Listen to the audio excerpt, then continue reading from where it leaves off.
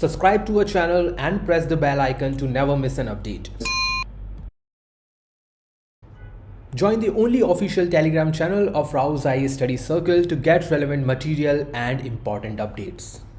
Hello everyone and welcome to Daily News Simplified, your one-stop solution to detailed analysis of current affairs which are published in the daily edition of the Hindu newspaper and are equally relevant for your UPSC preparation.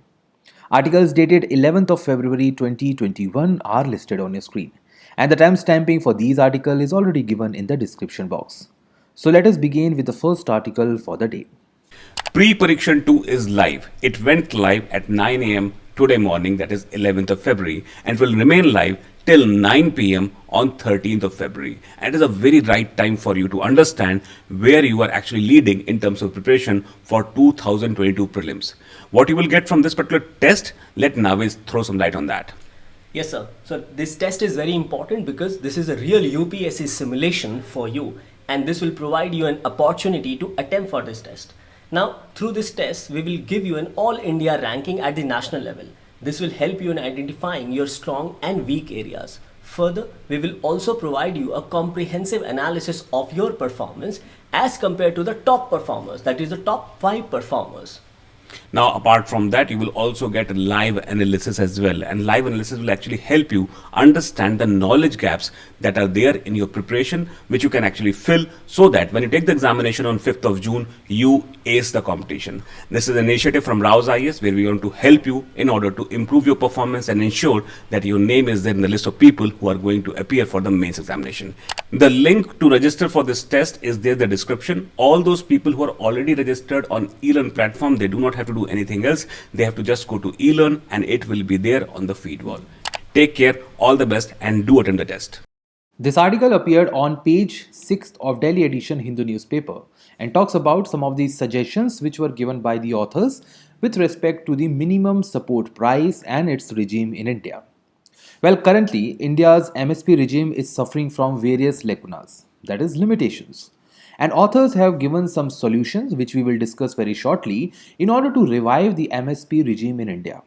Well, as far as completely phasing out of MSP is concerned, that is not a feasible idea for a developing country like India, where about 50% of its population is directly and 20% is indirectly related with the agricultural or primary activities. On the other hand, we also have a very high ratio of poverty in the rural India. So considering both these instances, MSP is need of the hour. However, given the kind of rationalization which is required and the kind of coverage which is given at point in MSP requires the reformulation and removal of limitations. MSP is important from your prelim perspective as there can be direct pointers which could be asked and have been asked in the past from the MSP and its functioning. In General Studies Paper 3, it is important for your issues related to direct and indirect farm subsidies, as well as the minimum support price, which is explicitly and directly mentioned in this syllabus. Hence, it is extremely important for the preparation of UPSC. In the past also, Daily News Simplified has covered the MSP in its length and breadth. And that is the reason why we will cover today other dimension of this regime as well as certain other issues which are faced by the MSP. So we'll talk about the suggestions which were given in the article. We'll talk about the critical analysis of those suggestions.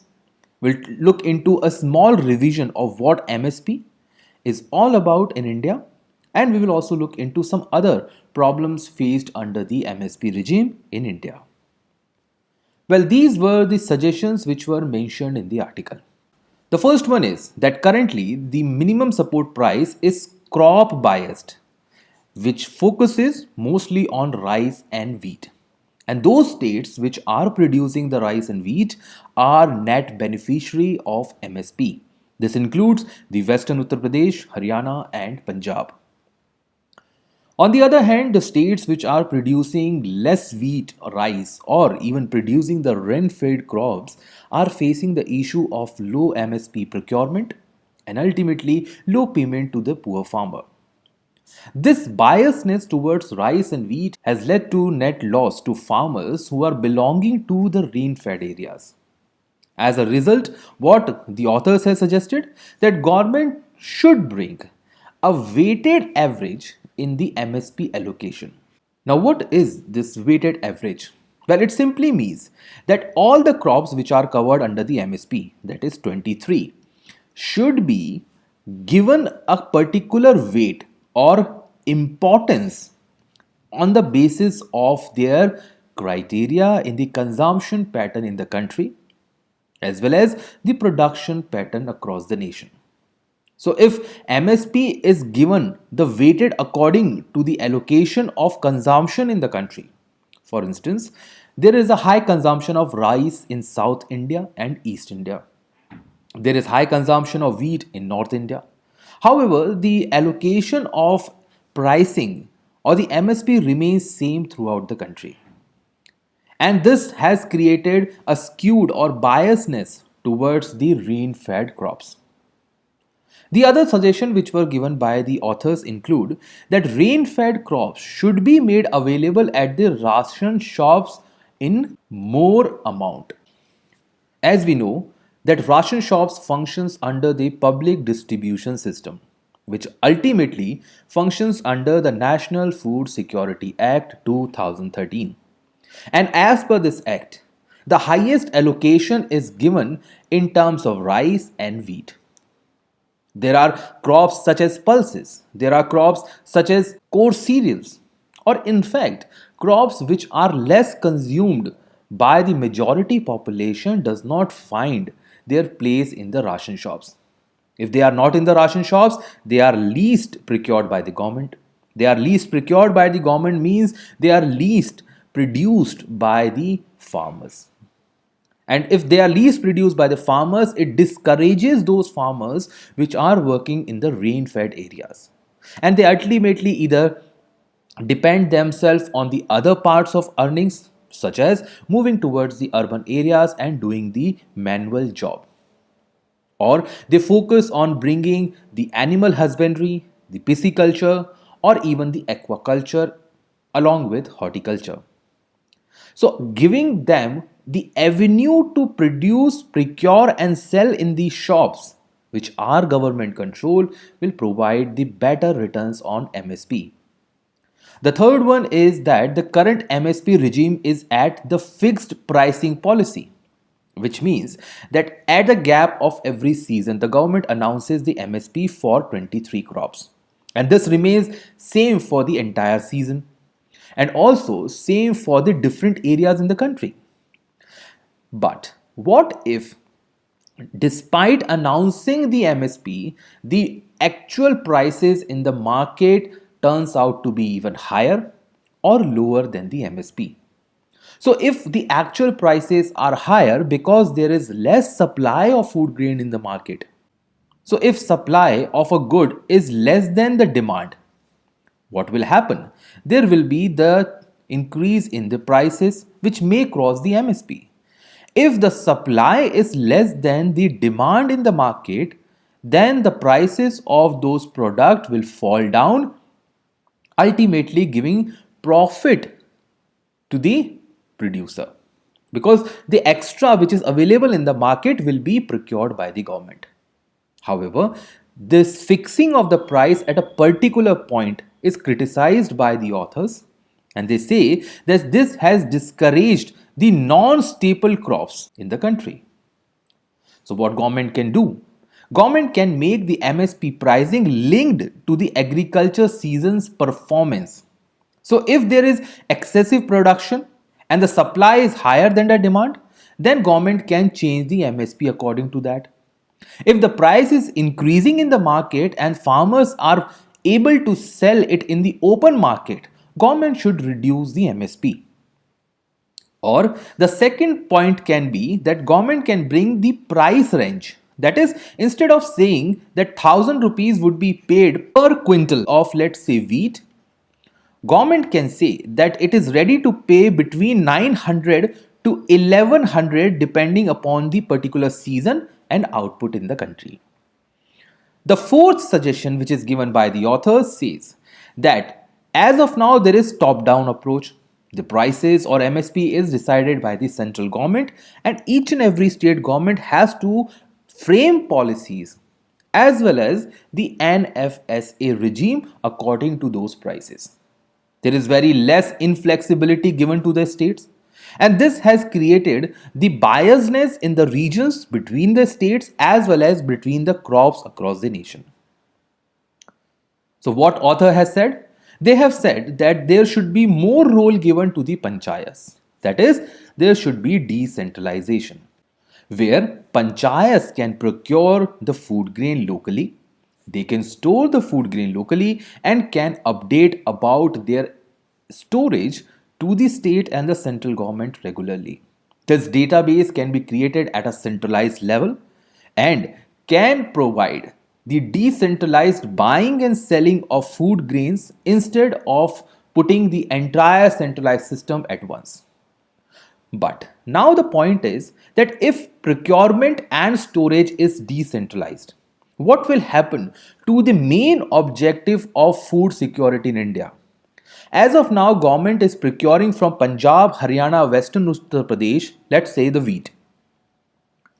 And they are distributing the wheat to the other parts of the country where it is not available or where there is poverty and hunger.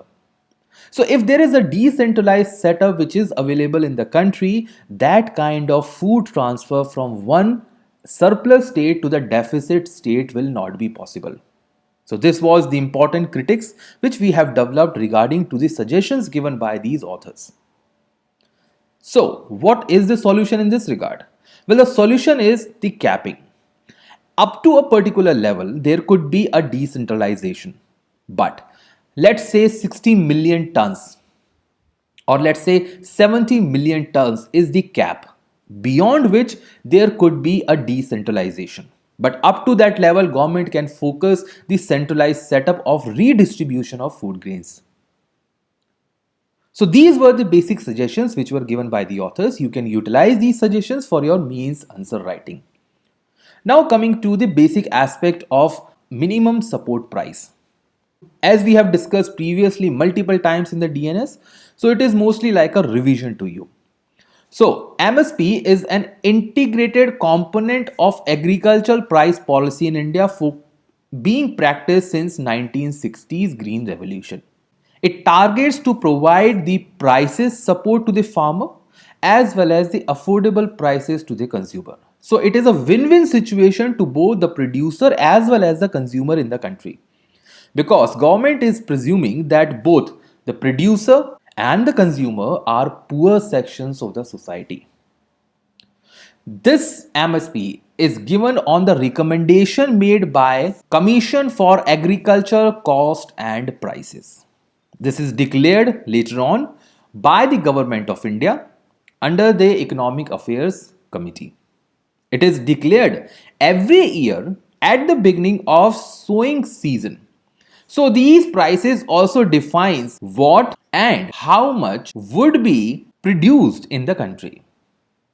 It also provides the collaboration of the state governments along with the central government. For instance, the entire procurement and storage comes from the central government side. So Food Corporation of India is responsible for that. However, when it comes to the redistribution through the ration shops, it is the duty of the state government. As of now, MSP is announced for 23 crops that we have already discussed. So these are the following crops which are covered under the MSP regime on regular basis. However, apart from this, it can also be provided for copra, dehusked coconut, jute, and FRP for sugarcane. This FRP for sugarcane has now become an annual task.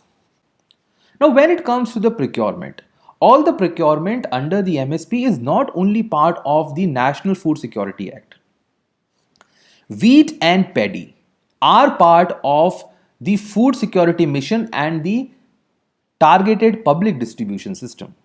The procurement of pulses and the oilseed is not under the NFSA. It is under the PM ASHA scheme. Similarly, the cotton which is procured by the government is not under the Food Security Act because cotton is not edible in this regard. So it is procured by the Cotton Corporation of India under various schemes implemented by Ministry of Textile. So, all MSP which is being taken up in India is not functioning under the same ministry or same department. The objective remains different, process remains the same. Now, the point is MSP is determined on the basis of certain formulas, certain factors. And these are the important factors which are kept for consideration by the Commission for Agricultural Cost and Prices for determining the exact amount of minimum support price for different crops. It includes the entire structure of the economy, the cost of production, which is given the highest weightage. Then we have the changes in the input prices, including fertilizers, seeds, and others. Input output price parity, trends in the market, that how the market is going to behave in the future, demand and supply mechanism in the economy, the intercropping price parity. Intercropping here simply means how cropping pattern changes between the season. Effect of industrial cost structure, because agriculture goods provides the inputs or the backward linkages to the industries. They also undertake the cost of living to the farmers, the effect of general price level. General price level here not only include the prices of agriculture produce, but the general prices which are paid by the farmers at whole. And also it takes the consideration of international prices, the prices paid and the prices received by the farmers in the economy, and the effect of issue prices and implications for subsidy. So these are the 13 parameters which are considered the highest portion given to the cost of production. Now these are the important three formulas which are utilized by this commission in order to capture the cost of production or the production cost in consideration.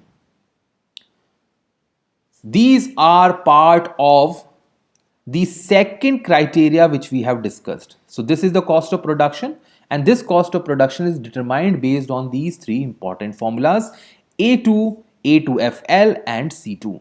So A2 here simply means everything which is considered as a cost paid out by the farmer directly. It may be in the form of cash or kind, and this actually includes mostly the cost paid on the inputs by the farmer for agriculture production. On the other hand, the cost which includes the unpaid family labor, and here FL means family labor, and in this we have to include the cost of those family labors which were not paid. Now please understand this carefully. Let's say there is a field. This field is, let's say, 2 acres. And in order to have irrigation facility on this field, a person requires 4 laborers each day. But these 4 laborers are to be paid 100 rupees per day. That is, the actual cost is coming out to be 400 rupees a day. But what farmer has done? He has included himself and 3 other family members for the cultivation practices. Now these family members will replace these 4 laborers which were borrowed from outside. And as they are the family members, they are mostly unpaid. However, there is a saving of 400 rupees which farmer was supposed to pay. So that is the reason why unpaid family labor is included for consideration as a cost of production by the commission. And lastly, we have C2, which is known as comprehensive cost, C1, C2. So these are the 2 C's which are called as C2.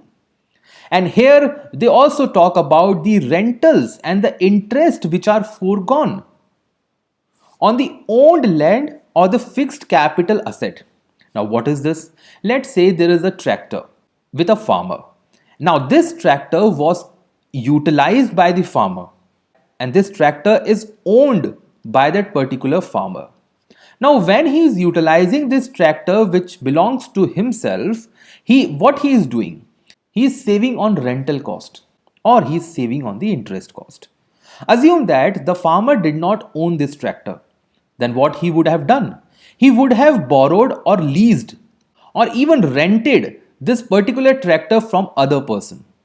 Now that cost, that expenditure is saved by this farmer by owning this tractor.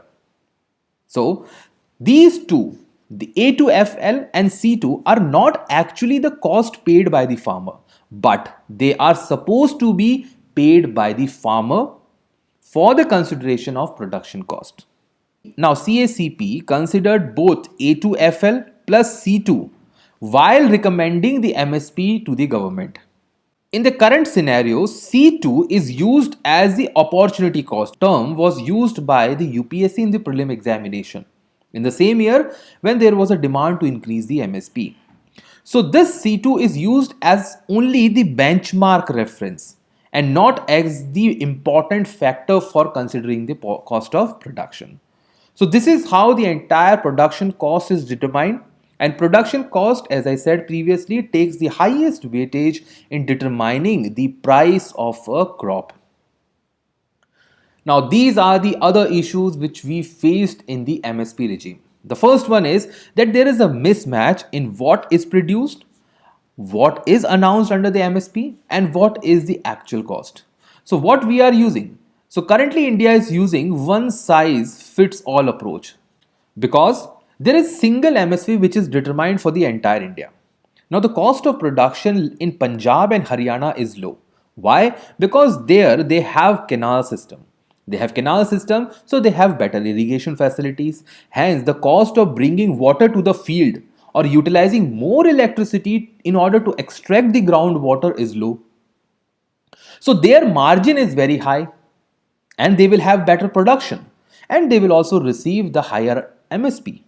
On the other hand, the irrigation cost in Deccan India is high. And as it is high, there is a difference between the actual cost and the MSP. So one size fits all is not the good criteria for determining the MSP in the country. The second one is the unequal regional access. As you must have read this multiple times that there are states in northeast India where the procurement of the crop is less than 5%, which is against the 90% in the northern states of India. Then we also have the skewed procurement. So not only that there is a regional unequalness, there is also the skewed procurement in the crops. Wheat and rice is procured more, while the other crops, including the non-staple and rain-fed crops, are procured in a lower amount. Then we have political patronage and vote bank politics. So whenever there are elections which are nearby, you will see that there is a quantum jump in the budget allocation towards the MSP.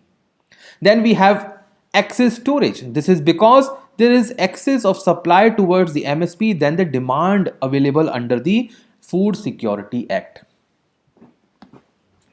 This excess storage has caused the mismanagement of the excess food grains and ultimately the wastage. According to Food and Agriculture Organization, India wastes around 30 to 35% of its food, both cooked as well as raw food, annually, and which is a very high number, enough to feed the entire poor population of India, and then also will save some food item to feed the other poor countries. Then there are the WTO issues. India's food subsidy is being cautioned at the Doha round of WTO, which we have already discussed in one of the DNS, and I will provide you the link for that. The MSP regime in India has discouraged the free market forces of demand and supply. And India's MSP is higher than the international prices. So Indian farmer, despite knowing that they can find larger market outside India, they cannot sell it because the MSP is higher than the international prices. Then we have the ecological issues. A skewed MSP regime has called for more irrigation post Green Revolution, and that has reduced the quality of soil in the northern states especially. Overutilization of chemical fertilization and overutilization of irrigation has reduced the soil quality, and not only that, they have also increased the emission of greenhouse gases such as methane. And lastly, MSP is anti-competition. As long as government remains in the procurement market, the private agencies, no matter how better they are, no matter how efficient they will remain outside the competitive approach, and they will lose on their earnings or returns in the free market. So, given this entire discussion, now I will leave you with this question to practice.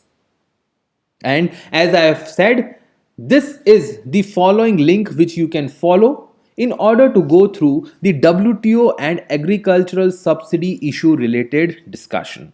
We have already discussed the concept of WTO subsidies and India's MSP regime on the DNS dated 17th of December 2021, that is just about 2 months ago, in which we have talked about all kind of subsidies, their support, and what are the issues which India is facing in this regard.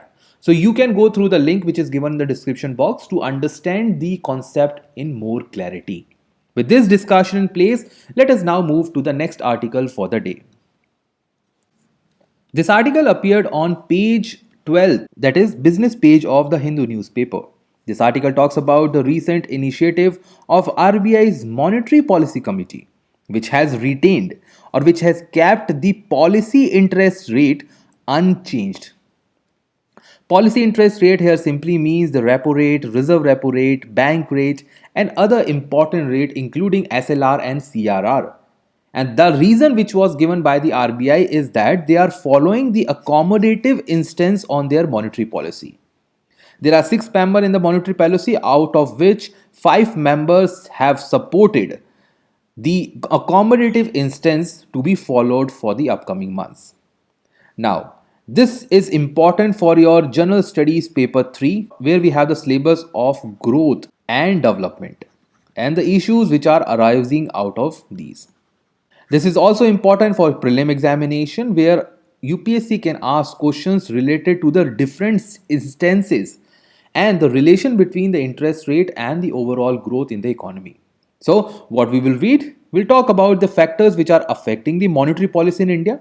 That is, what are the important factors which are considered by the Reserve Bank of India while determining the policy instance in the economy.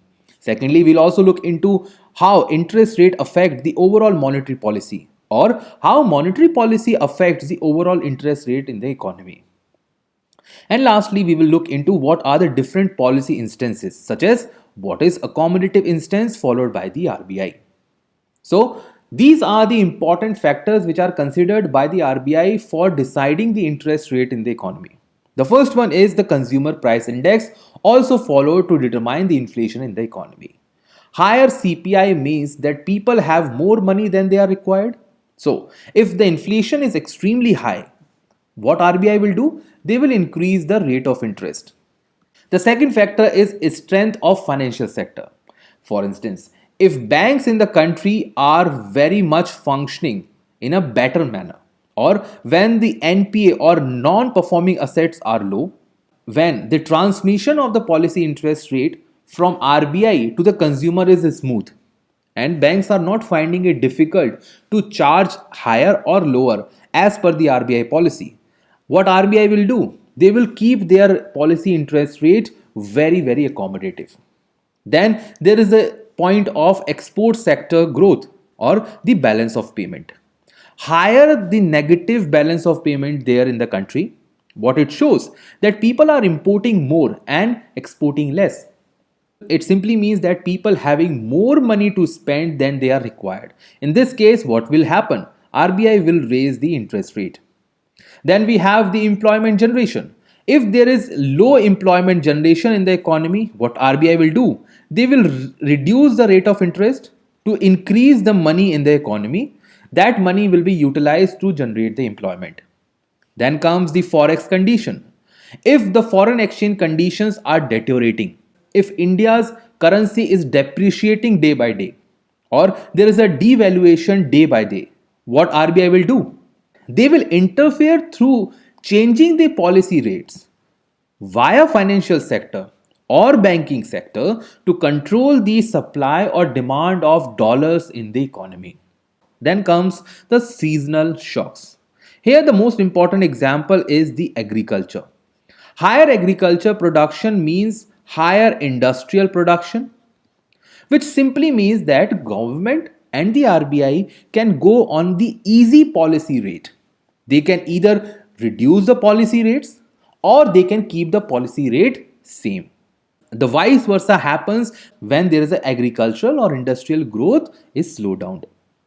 The next reason is the fiscal status of the government.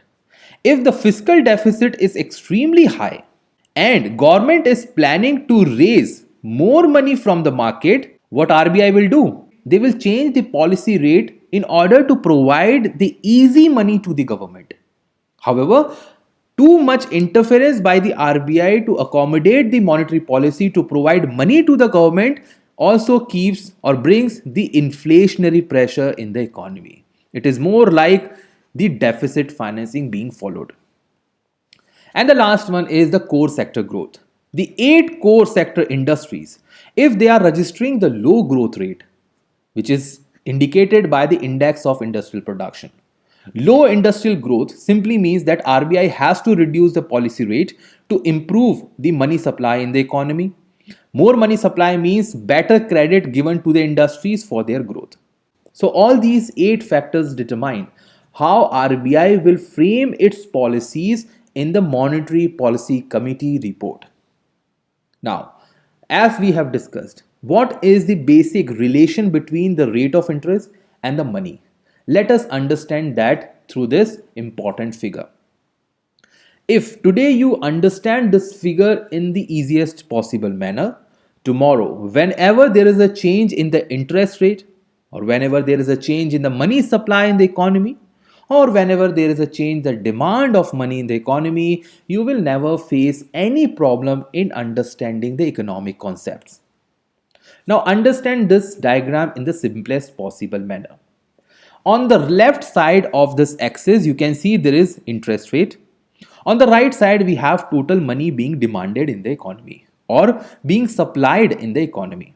So this is the money market in the economy.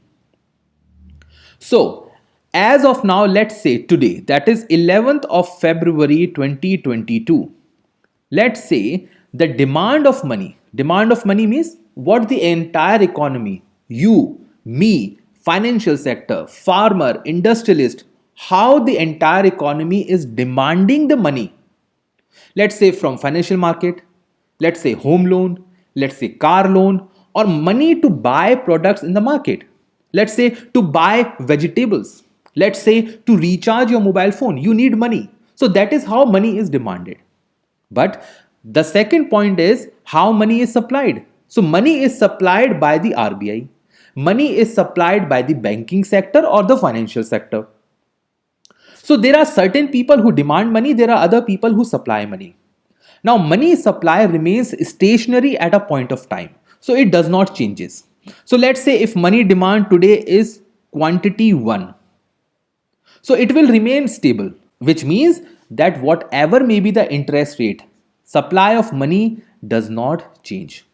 So whether you increase the interest rate or you reduce the interest rate, the supply of money will remain stable at a point Q1. But as you can see, the green graph shows the demand of money. So if you go at this point, which is higher, let's say this is point A, what you see that there is high rate of interest means low amount of money. So if rate of interest is high, you will not take more loan from the bank. If the interest rate is very low, let's say point B, then what will happen? If interest rate is low, you will get more loans from the banking sector. So this is what RBI is planning. Assuming that on 11th of February 2022, the total money supply by the RBI is Q1.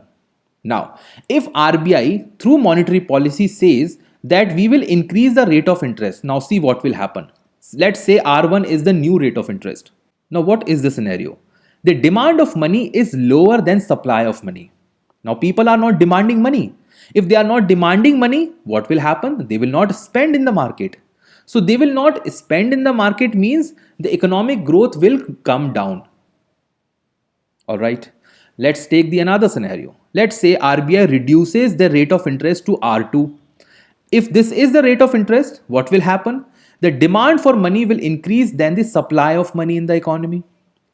Putting it simply, it means now people are demanding more money from the banking sector than what is supplied by the banking sector. It will increase the money in the economy and ultimately it will lead to inflation.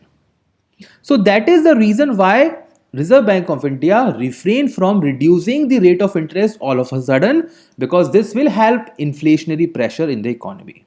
On the other hand, raising the interest rate will have deflationary pressure in the economy. Now, if you understand this entire figure, you will never face any problem with respect to what RBI is planning under Monetary Policy Committee. And if you do not understand this in one go, pause the video, go back, watch it again. Now, given this entire discussion, now we should also understand what are the policy instances of Monetary Policy Committee. Well, these are four in nature. The first one is accommodative, which was mentioned in the article. The accommodative instance of monetary policy simply means that RBI will expand the money supply to boost the economic growth. And for that, it is willing to cut the interest rate. Okay, and any interest rate hike is ruled out. Now, accommodative simply means that it is not the case that RBI will definitely reduce the rate of interest, but they are ready in the future to reduce the interest rate. So let's say today's rate of interest is 4%. So accommodative means that RBI will go lower than 4%, let's say 3.5 or 2 or let's say 1%. But there is no case that they will go above 4%. So this is what is known as accommodative instance. The second one is neutral instance.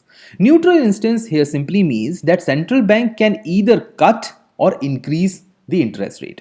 So take the same example. Let's say we were at 4% rate of interest. So RBI can go to 3% or it can go to 5% also. So this is the neutral instance. Neutral here does not mean zero rate of interest. It simply means that RBI can go either direction of their policy. So their priority in this case is both inflation as well as growth. So if they want to reduce the inflation, they will increase the interest rate to 5%. Or if they want to improve the growth, they will reduce it to 3%. The third one is the hawkish. Hawkish policy rate simply means that the top priority of the Reserve Bank is to keep the inflation low. Now, how they will keep the inflation low? Through deflation. Now, keeping low the inflation means deflation. Now, as you can see from this diagram, how we can achieve deflation? We can achieve deflation by increasing the rate of interest. As you can see. So, in the hawkish policy instance, RBI is willing to hike the interest rate to curb the money supply in the economy. It is also considered to be a tight monetary policy. The fourth one is the calibrated tightening. It simply means that long-term instance is to increase the rate of interest, but short-term instance is stable. So, calibrated simply here put is that the short term or week by week or monthly by monthly or quarterly by quarterly changing of interest rate is avoided. But RBI simply would say that long-term objective of RBI is to increase the rate of interest in the economy. Now, what is short-term instance? Short-term instance simply means the repo rate. So, repo rate will not be increased. So, it is off the table. So, they do not talk about repo rate. What they will talk about is that in the long term, they will tilt towards increasing the hike of the interest rate. With this discussion placed, let us now move to the next article for the day. This article of the Hindu newspaper appeared on page 11th and talks about the Indo-Pacific. We have already discussed multiple times on this topic, so we will take it in the brief possible manner. Well, this time it is the United States and its representative Antony Blinken, who has argued that Indo-Pacific is going to be the new theater of command for 21st century as far as international diplomacy and international relations are concerned. Even despite the fact that there are the ongoing tensions, possible war kind of situation between Russia and Ukraine, United States has remained mostly focused on the Indo-Pacific region and has reinstated the importance of Quad as the major initiative of US to counter China in Asia. The relevance of this topic is from the fact that we have to do a map work as far as Indo-Pacific is concerned for the prelim examination. In the mains examination, it is important for your General Studies paper 2 as part of India's international relations. For today's discussion, we will look into the basic map of Indo-Pacific and the areas located, the importance of the Indo-Pacific region, strategic importance for countries outside the region, significance for India, what is the United States instance or what is the stand of United States on Indo-Pacific, certain concerned associated and a possible way forward. Well, as you can see from this map, previously the international diplomacy as far as Asia was concerned was based on Asia Pacific, which includes the inner part of Asia and the Pacific region, which excluded the Indian Ocean per se. But now, as the relevance of India has increased and as the relevance of China has increased as an upcoming power or international power, the United States of America, who holds the current geopolitical key, is looking to build better relations with the country in and around the Indo-Pacific region, and specifically the Indian Ocean, which includes the nation from Middle East, India or South Asia, the Southeast Asian nation as well as Australia. The Indo-Pacific region includes the countries which border the Indian Ocean as well as the Pacific Ocean.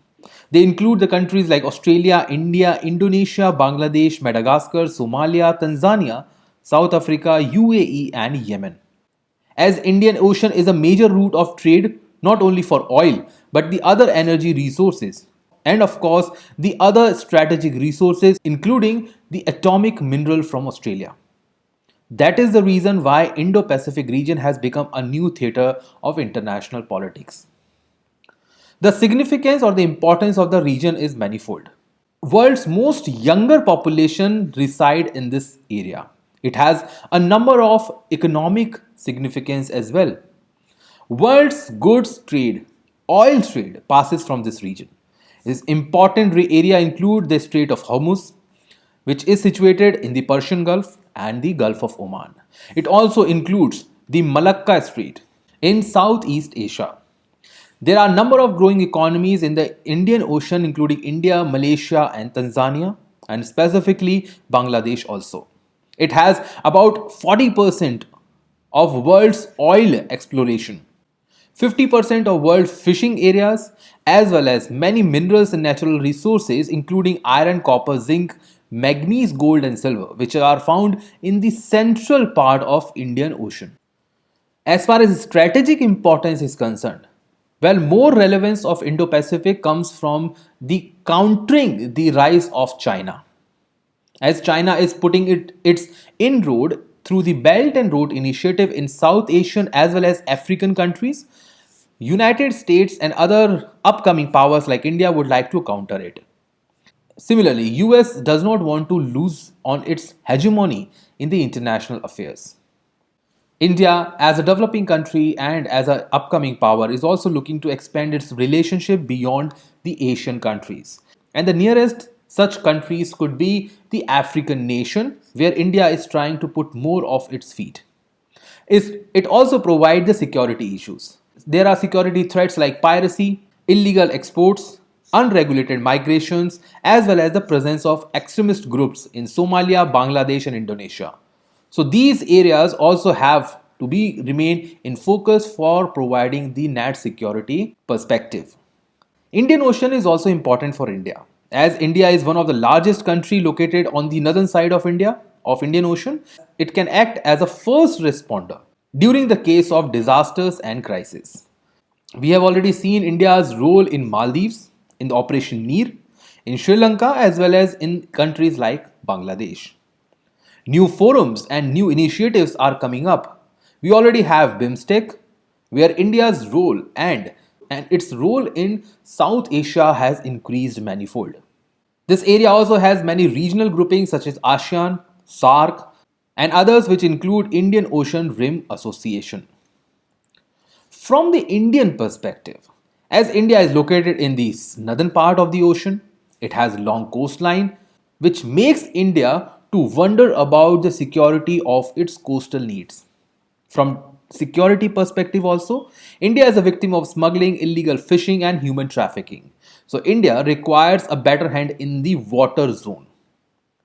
It also provides India a counter development against China, as India is looking for better strategic locations like Chabar Port or Dukem Port. India's economic significance also lies in the Indian Ocean, as more than 80% of its oil supply is dependent on the ocean routes. India is also exploring and deepening its fisheries and aquaculture industries in the region. India is also providing and exploring the central Indian Ocean for seabed mining in order to bring more minerals for its economic development. This region is also important for India as India is a monsoon dependent country and monsoon is developed in the Indo-Pacific region. You must have read about La Nina and El Nino phenomena. And lastly, the foreign policy also from India's perspective is based on peace, cooperation and harmony in the oceanic region. Through its programs such as Sagar Initiative or its Mausam Initiative, India has been looking to develop the Indian Oceanic region and its diplomatic reach. However, there are certain views which other countries also have regarding the Indo-Pacific, specifically the United States. United States believe that Indo-Pacific is the fastest growing region in the world and also provide the two-thirds of the global economic growth, India and China being the topmost contributor. It also holds the half of world's population, and this region is diplomatically important to deal with the international issues and challenges such as climate change, COVID-19 crisis. And lastly, on the bilateral side, United Nations is looking for partnership, alliances, coalitions of countries who are like-minded and can play with the United States against countering the rise of China. However, still there are certain concerns associated with the Indo-Pacific region. First of all, India has already joined the Quad where India have a partnership with United States, Australia and Japan for security providing.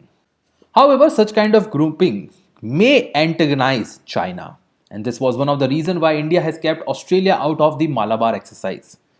So antagonizing China is first concern. The second is that India is trying to act as a net security provider. However, India has limited capability on that. Then we have Chinese challenges in the neighboring countries and small nations across the Indian Ocean. China and the West are becoming more powers and they are becoming the rivalries to each other. India cannot leverage in a long-term benefit or long-term relationship when it comes to two different defending areas or powers in the world. India's spending on its navy is less than what it is spending on other defense forces. And also, its spending is less than what other major powers are spending. The basic reason is that India's economic growth is still low and India's GDP is still small compared to US or China. Australia, one of the partner of Quad, is looking for free and open Indo-Pacific area. It clearly and explicitly does not mention China or does not promote the counter-Chinese policy as US is doing. So India has two roads where it can completely focus on US policy or it can focus on the policies or the other diplomatic channels created by nations like Australia. India is looking for a strategic leadership in the Indian Ocean. On the other hand, the countries which are focusing on the Indo-Pacific are looking for multipolar regions and not the hegemony of a single nation. And this put India into a conundrum or a compromising situation where India is not able to decide whether it should focus on the larger perspective or bringing its own benefits into the perspective. As far as way forward is concerned, well, first of all, India has to list into the top economies and should grow rapidly. Because more money means India will have better economic relations with the other countries, as well as India will have better defense capabilities to defend its own benefits. As COVID 19 has been grasping the entire world, India can play a major role in defending the small nations and help them in order to bring the diplomatic relations into better position. India can leverage its look west as well as act east policy in order to bring two different regions into the same perspective and bringing their best of the best capabilities to boost India's position in the Indian Ocean. And lastly, India, rather than competing with China, should cooperate in a goodwill with the country, along with increasing its capabilities on defense forces, especially the naval forces. With this discussion in place, now I will leave you with question of the day. So read this question carefully on your right side and try to answer in the comment box. With this discussion in place, now we will wind up the today's daily news simplified. Thank you.